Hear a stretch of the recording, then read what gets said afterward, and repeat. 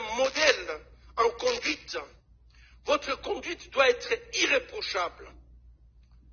Dans vos actes, on doit savoir vous distinguer des jeunes non chrétiens, des jeunes qui n'ont pas encore rencontré personnellement Jésus.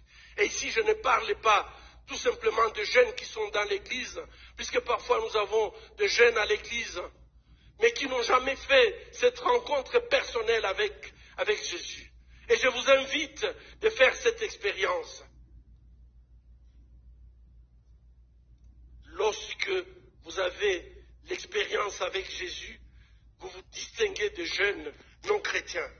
Même si tout le monde, vous entrez dans un milieu et que vous trouvez que tout le monde applique la fraude, vous, jeunes chrétiens, restez intègres. Même si tout le monde se compromet dans l'adultère, fornication, vous, jeunes chrétiens, restez intègres. Même si tout le monde est réprochable, ne dites jamais Sinjo vile binakuwaka. Toi, tu n'es pas comme les autres. Tu as été sauvé, lavé par le sang de Jésus. Et lavé par le sang de Jésus, tu ne peux pas être comme les autres. Peu importe. Parfois, on peut dire de vous, Ukoyuma. Alléluia, tu dis tout simplement, je suis le Yuma de Jésus. Amen. Je suis le Yuma de Jésus. Et ça montre très bien que vous portez la marque du Christ en vous. Et lorsque vous avez la marque du Christ en vous, vous pouvez dire à n'importe qui, ne me dérangez pas, j'ai cette marque à moi, et cette marque m'interdit de faire comme tout le monde, je vais faire comme Jésus. C'est la seule voie pour pouvoir agir. Chers amis, à l'image de jeune Daniel, on ne va pas parler de Daniel aujourd'hui, mais lorsque vous lisez les livres de Daniel, vous verrez que ce jeune était en déportation à Babylone. Et en fait, il va se retrouver au palais royal. Ce jeune Daniel qui était avec ses compagnons en captivité, le roi avait proposé de leur donner des mets, de la nourriture qui était consacrée aux dieux. Et Daniel a dit, je ne peux pas manger les mets qui ont été consacrés à d'autres dieux. Il a refusé. Nous aujourd'hui, lorsqu'on est assis au palais royal, on serait prêt à tout faire pour plaire. Mais Daniel a dit, pas question. Je ne peux pas manger avec mes compagnons, Meshach, Shadrach et Abednego.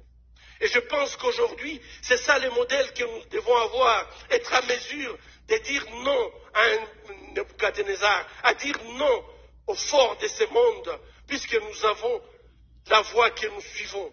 Et Daniel, à cause de sa conduite irréprochable, il avait eu la faveur aux yeux de Dieu, qu'il utilisa puissamment pour donner la révélation des songes du roi. Et lorsqu'il avait donné cette révélation des songes du roi, eh bien, le roi fut émerveillé par Daniel et décidant d'élever Daniel au commandement de Babylone.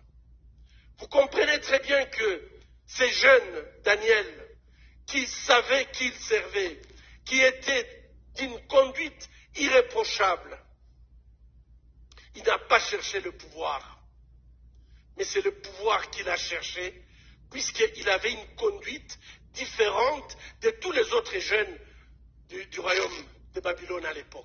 Amen. Étudions et essayons de comprendre ces personnages.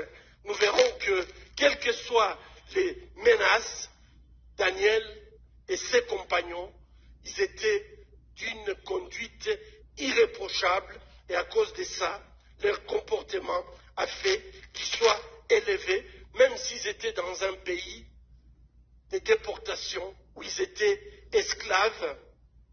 Et donc, Dieu ne tient pas compte de tes origines.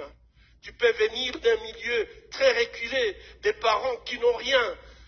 Mais si tu restes fidèle à Dieu et que tu as une conduite irréprochable, Dieu peut t'élever très très haut et tous les autres, il les laisse en bas.